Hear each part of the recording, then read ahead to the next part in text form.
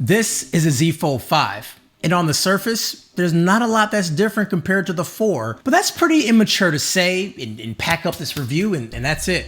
No, there is more to this phone than just what's on the surface. And also, this phone isn't made for a person coming from the 4.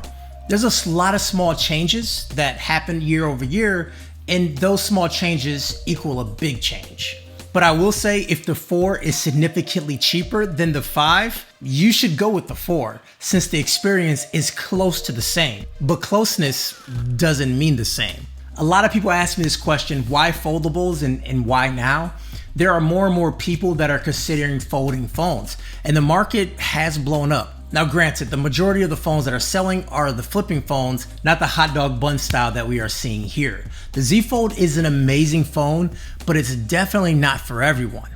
I think it's for the road warriors, that person that wants that one device in their life, and this phone can do it more than any other phone. I even hooked this up to a 49-inch monitor and used it as a standalone computer via DeX. And it handled this workload just fine, and for most people, this phone can be their computer.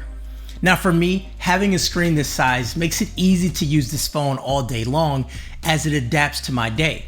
So if my day demands just checking social media, scrolling through emails, looking at some texts, things like that, I can easily do it with one hand on the cover display. But let's say I need to respond to emails more in depth, or I need to do significant, like edit a video using CapCut, well, the larger display allows it. It also works with the S Pen, so signing PDFs or marking up docs has never been easier. This truly is a workhorse device that is suited for anything, and not many phones can do this well. I do wish the cover display was even wider, since typing on it can be a little bit tricky, and if you have a case, then it becomes a little bit trickier. But that's just me, and of course your miles may vary. Now this phone is large, but I think it needs to be.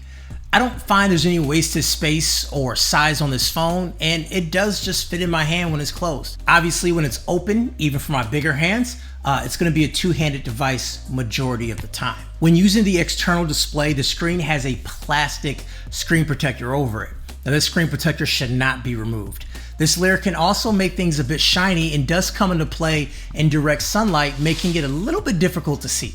It's not unusable by any means, but it's something I want to mention. I don't think I said it yet, but this phone is beautiful. I don't say that about tech often, but it's a baddie. It's a 10 out of 10 for design to me.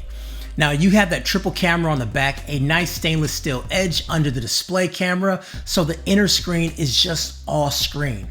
It just looks really nice. And also there's different colors you can get, and some are exclusive to Samsung.com, but there's a great looking phone, and I don't think that's even debatable. Now it does have the latest processor, and this is gonna be the most boring part of my review. Yes, it performs well, blah, blah, blah. It does have more RAM, and that RAM is definitely needed if you're gonna use this phone the way it's designed. So multiple tasks at the same time running, multiple apps running 4 windows at the same time, all can be done without any difficulties at all. Also editing videos in LumaFusion, or like I said, CapCut, not only does it run good, but it renders quickly. And this can be the ultimate creator phone if the video was a bit better on the camera. So yeah, that was a cool segue into camera. You have this super cool camera setup allowing to use the cover display as the viewfinder. It's not a new feature, but it's a much needed feature and allows you to take your best possible shots with the best possible camera. Yes, you do have some great zooming features that comes in handy when you're in a big city or just being a creeper. And you also have that patented ultra wide, giving you some unique looking shots, especially at lower angles. All in all, the images are solid, giving you that Samsung look, which looks great in most conditions, especially outside. Now this camera won't compete with the Pixel or the iPhone in all scenarios, but in most settings when you take majority of your pictures, like outside or decent lighting, then this thing does stack up pretty well side by side. And this is the under display camera on the Z Fold. So the under display camera works great for video calls and good lighting, but it's not really designed to take pictures, and a lot of people are missing the point.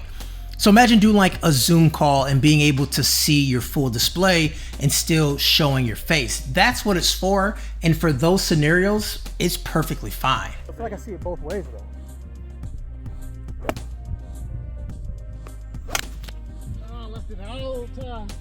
This is ultra wide on the Z Fold5, and this is 1x standard zoom on the Z Fold5.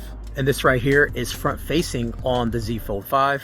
So I do wish the video was better, and that's one thing that the S23 Ultra has stepped up a lot on.